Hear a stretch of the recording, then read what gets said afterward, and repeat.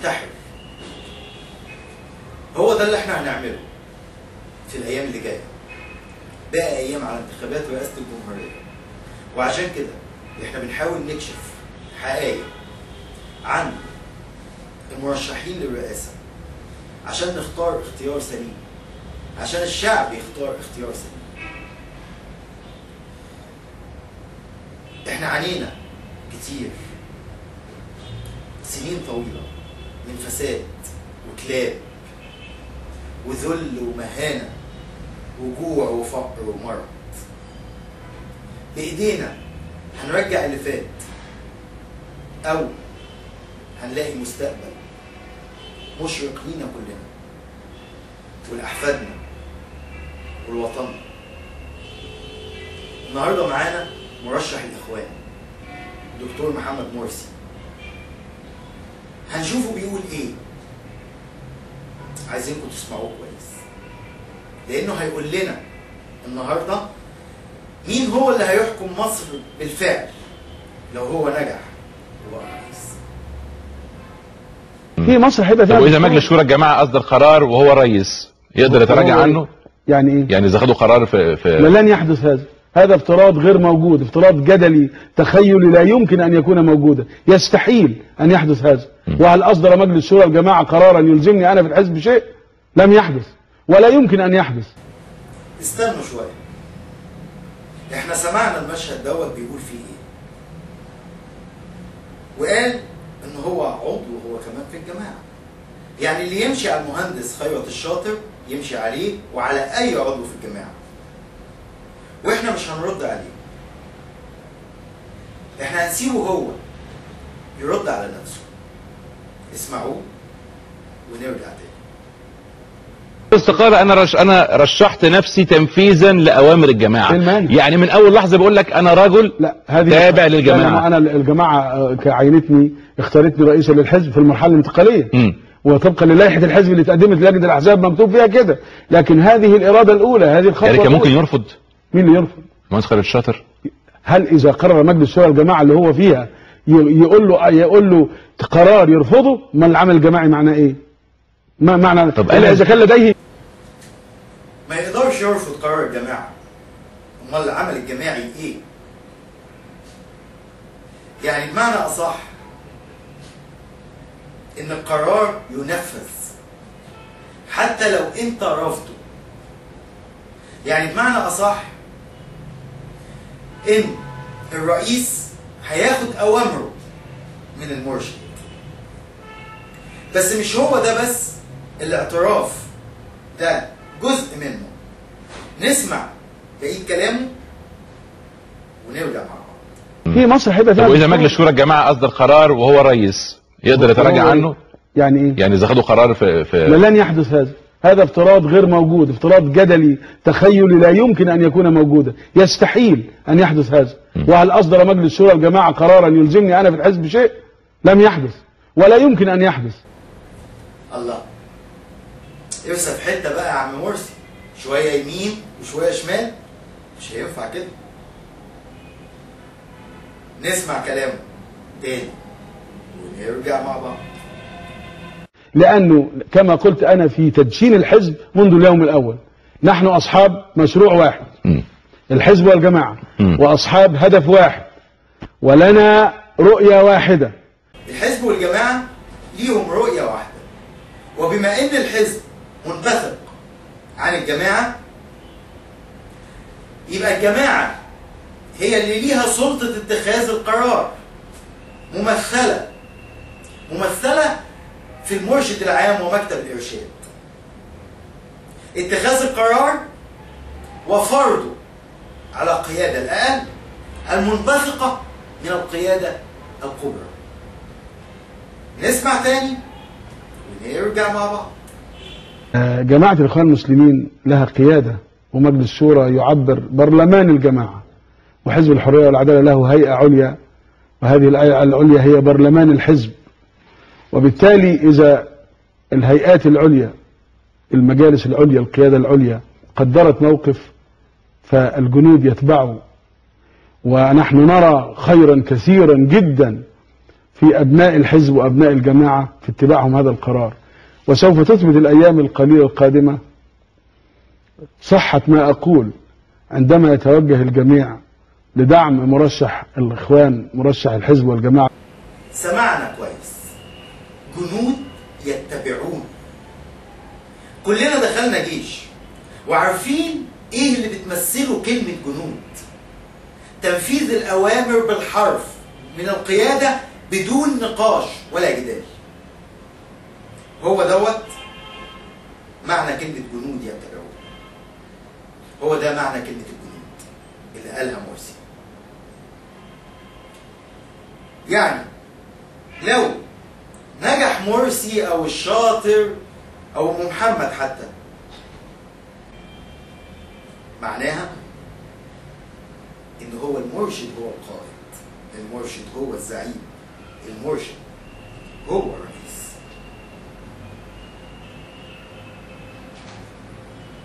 انتوا بتخدعوا. نحن لا نخادع الناس.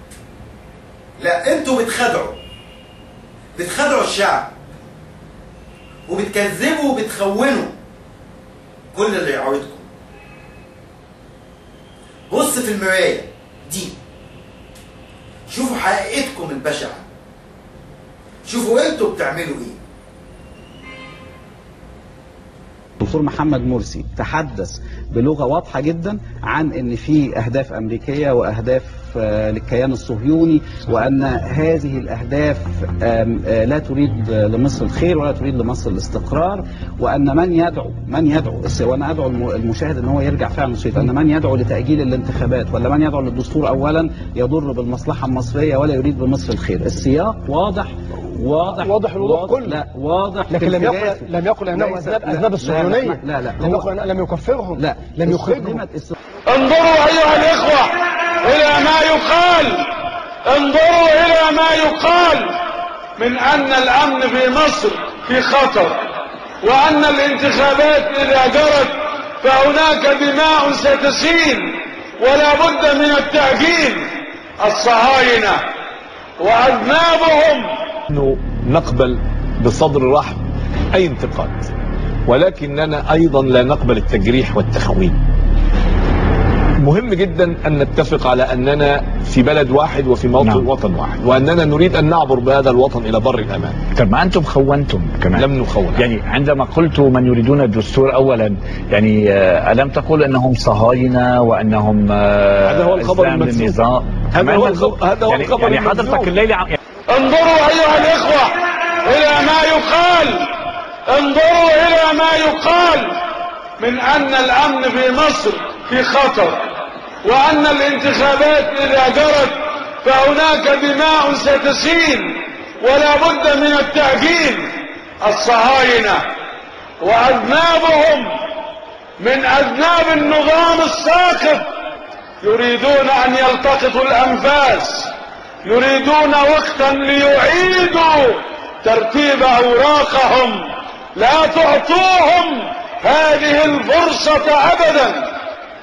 احذروا من هؤلاء المرجفين في الإعلام وعلى الأرض وفي القرى. ربما نحن لن نختار واحد من الإخوان المسلمين ولن ندعم، وكنت أتمنى أن لا يترشح أحد في تيار إسلامي، يعني محسوب على تيار إسلامي مش مسلم ولا. الجماعة لن يكون لها مرشحا في الرئاسة في المرة هذه.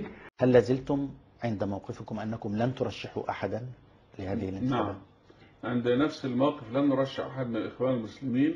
احنا مش عايزين نحكم لان احنا اعقل. يعني حضرتك بتقول ان الاخوان المسلمين أيوة. لا يسعون للوصول. والله نحن اعقل من ان نحكم مصر الان. ليه؟ هقول لك ليه. كيف نصدق هذا جماعه الاخوان المسلمين؟ هقول لك على حاجه. نحن نريد اصلاح مصر الان، واصلاحها لا يمكن تقوم به لا الحزب الوطني ولا الاخوان المسلمين ولا اي فصيل لوحده باي حال من الاحوال. احنا عايزين مرحله انتقاليه فيها حريه للشعب المصري ده يسترد انفاسه، يعود الى ادميته، يعود له حريته وإمكانياته البشرية الهائلة. الشعب المصري ده شعب عريق. فين هو؟ عندما قرر الإخوان يوم 10 فبراير في اجتماع مجلس الشورى لأول مرة مكتملا قبل رئيس مبارك ما يتنحى ألا يرشحوا أحدا للرئاسة، ثم أضافوا إلى ذلك ألا يدعموا أحدا منهم يترشح للرئاسة مخالفا هذا القرار، كانوا يرسلون رسالة واضحة إلى أطراف عديدة: الشعب المصري، القوى السياسية، القوى الإقليمية، العالم الخارجي. وأريد أن أوضح هذا في دقيقتين. الشعب المصري يحتاج إلى رئيس توافقي، مش رئيس كاريزمي ولا رئيس ايديولوجي ولا يعبر عن مرجعية معينة. يكون رئيس مصري، خليط مصري، ممكن يكون رئيس مرحلة واحدة يعدي البلد من الثورة إلى حالة استقرار. الخبر الذي ناخده من حضرتك مؤكدا أن الحرية والعدالة لن ترشح رئيسا للجمهورية. هذا مؤكد على مسؤوليتك. طلب استقالة قدم من الأخ الكريم المهندس خيرت الشاطر بمجرد علمه أنه قد تم اختياره من الجماعة ومن الحزب ليكون مرشحنا الوحيد للرئاسة. هذه هي صيغة الخطاب.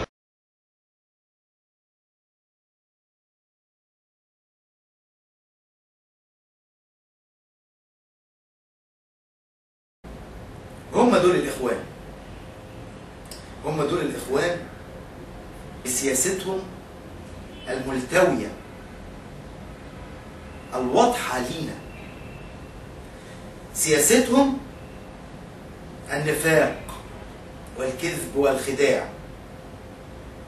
يا ترى هتدي صوتك لمين؟ خلي بالك، مصر أمانة في إيديك. مستقبل ولادك هيحددوا صوتك، مستقبل بلدك هيحددوا صوتك.